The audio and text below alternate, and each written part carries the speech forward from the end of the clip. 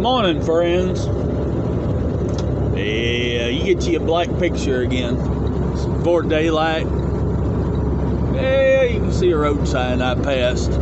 Yeah, I know the audio sucks, but yeah, no, that's what you get when you do these while you're driving. It is time for we, the people, to get involved. Can't fight? Don't fight. Carry bullets, but help. They say you can't fight people that buy ink by the drums. Well, we have digital ink, people. This is my digital ink. We can make videos. We can share them. We can express our views. And we do it peacefully. For there's a paradigm shift coming, I do believe. I do believe. Lost my train of thought. But there is so much we can do individually. And it's not for self-gratification. There's a reason why the Woodshed Republic is anonymous. I don't want my name on it. I just want the word to get out. I am nobody. I am no different than you. I am no better than you. I am no lower than you. I am not above you. I'm just a person that decided to take action. And my action, the only action I can see, is this. Peacefully spread the word. Wake each other up. Love each other. For we have a great evil that's in this nation. It's been lording over this nation for the last 100 years or more. That people have been oblivious to. Be it the financial system, this ideology called communism. Yeah, it's not politically correct to call out communist. Well, guess what? We're going to do it anyway. How many of y'all ever heard of a naked communist? What's done? I believe it was Plank 15 says, take over one or both parties. You ever wonder why nothing seems to change, at least until the last 4 years of President Trump? Because you had full-on commie DNC, or DN commie, and you had the commie light, the GOP. They're on the same frickin' team. One will take over for a little while, and they'll pretend things to get better while behind the scenes nothing changes. It's because they don't want you to change. They don't want it to change. They want you to think, oh boy, my man's got the ball. It's going to win now. Why do you think they spent 4 years viciously attacking, trying to entrap President Trump? They did the same thing to Ronald Reagan. Except they shot him and took him out, and after he was shot, he was never the same. Some think that we had 3 terms of Herbert Walker Bush. He was, his grandfather was a Nazi sympathizer, Preston Bush. Roosevelt seen that. He was Preston Bush was funding the Nazis, Hitler, and he took his company away from him. Say for World War II. All this is in the history books, but we don't teach history. Those that forget history are doomed to repeat it.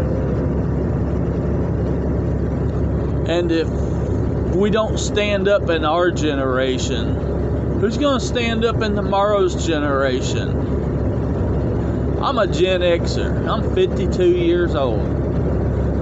But I've been politically awake since I was a teenager. I've always had a conservative family. I grew up in a very, very conservative home. As Grandma always said, this is America. You can do anything you want as long as you ain't hurting or depriving another. Well, Grandma, it's not your America anymore. Now we have laws that make you a criminal just for being. Maybe you didn't buy insurance, so now they want to penalize you and take the money out of your pockets. Taxes, man, tax upon tax upon tax. I travel around the state of Arkansas and surrounding states a little bit. It just amazes me seeing 10, 12, 13% sales tax in a state with an income tax. It used to drive me crazy over in Tennessee. It was 9.5% sales tax. But I understood they didn't have an income tax, so they had to collect their money somewhere. And then property taxes. Man, I hate writing that dang $1,500 check every year on property I have paid for. I worked for 30 years to pay for my place, and now I'm still paying for it every damn year. We don't have royalty. You don't owe a duty to a king, and that's what a real estate tax is. And unless we get involved, it's time to stand up, one by one. Wake our neighbors up, wake our family up. And I know the hardest thing in the world is to give a revelation to another. A lot of times they'll reject it. Oh, you're just crazy. You're just crazy, Cash. Yeah, that's my screen name. If you find me on Gab, it's at Cash, C-A-I-S-H. But, it's the truth. Our forefathers, they would have revolted by now. We have to get involved locally, civilly, peacefully. We know that they're wanting to disarm the people because only a disarm. So when they disarm people, they do terrible things. And those are terrible things I don't want for my family. How about you? We have the largest militia in the world. Every able-bodied man in America, excuse me, ought to be armed to the teeth. Well, not necessarily the teeth, but you ought to have arms and you ought to be proficient in the use of them. Every deer hunter in America is a sniper. There is no force on God's green earth that can squelch the American freedom unless we allow it. And it is time. It is time. We have to get involved locally, individually, and collectively. Stand up. Put your shoes on. It's time to bring this fight to light. And I don't mean violence. It's still not so, because Bards FM says, never force a righteous man to draw his sword. Because there is nothing more dangerous on God's green earth than a penitent warrior fighting for the just cause of freedom, liberty. There is nothing meaner than an American that's fighting in his own backyard for his family's protection. Oh, you think a mama dog protecting her pups are bad? No, that ain't nothing compared to what the American patriot could unleash on any foe that wanted to come after them.